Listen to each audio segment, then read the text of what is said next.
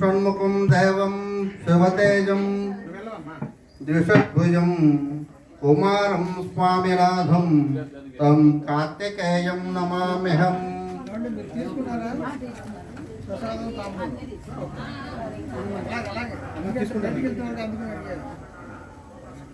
శివపురాణం, ఈ శివపురాణం గురించి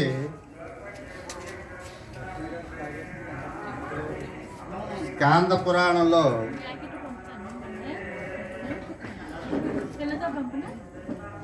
స్కంద పురాణంలో ఆదిలో 12 సంహితలు 24,000 శ్లోకాలు ఉన్నాయి. ఇప్పుడు ప్రస్తుతం మనకు లభ్యమైన దాంట్లో ఈ స్కాంద పురాణంలో 7 సంహితలు 7,000 శ్లోకాలు ఉన్నాయి. అంత విస్తృతమైనది శివపురాణం. దాంట్లో ఈరోజు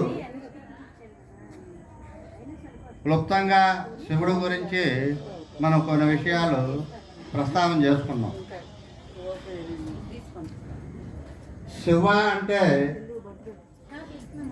శుభం అని అర్థం. మంగళకరం, శుభం అంటే శుభాన్ని, మంగళకరాన్ని చేకూర్చేవాడు శివుడు. ఆ శివ శబ్దానికి ఆ మంగళకరము, శుభాన్ని చేకూర్చి సృష్టి అంతటికే కూడా శ్రేయస్సు, శాంతి, ఐశ్వర్యం, ఆరోగ్యం కలగజేసేవాడు శివుడు అని అర్థం అన్నమాట. శివ శబ్దానికి అది అర్థం.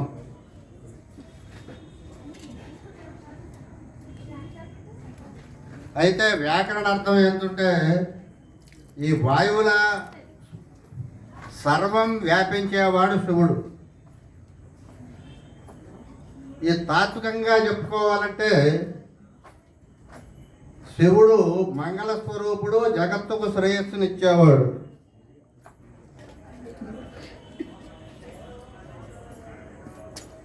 చాలామంది శివుడు లయకారకుడు అంటారు. లయకారకుడు అంటే నాశనం చేసేవాడు కాదు, లీనం చేసుకునేవాడు. ప్రతి వస్తువు పుట్టిన తర్వాత, సృష్టిలో పుట్టిన తర్వాత లయం కాక తప్పదు. మళ్ళీ తిరిగి సృష్టిలో మళ్ళీ ప్రారంభం అవ్వాలంటే లయం అవ్వాల్సిందే. అందువల్ల శివుడు తనలో లీనం చేసుకుని మళ్ళీ సృష్టిని, అది లయకారకుడు అంటే లయకారకుడే కాదు, సృష్టి, స్థితి, లయ మూడింటిని చేసేవాడు శివుడు. సృష్టిని ప్రారంభించి ఇక్కడ కొనసాగించి చివరికి లయం చేసి మళ్ళీ తిరిగి సృష్టించేవాడు శివుడు.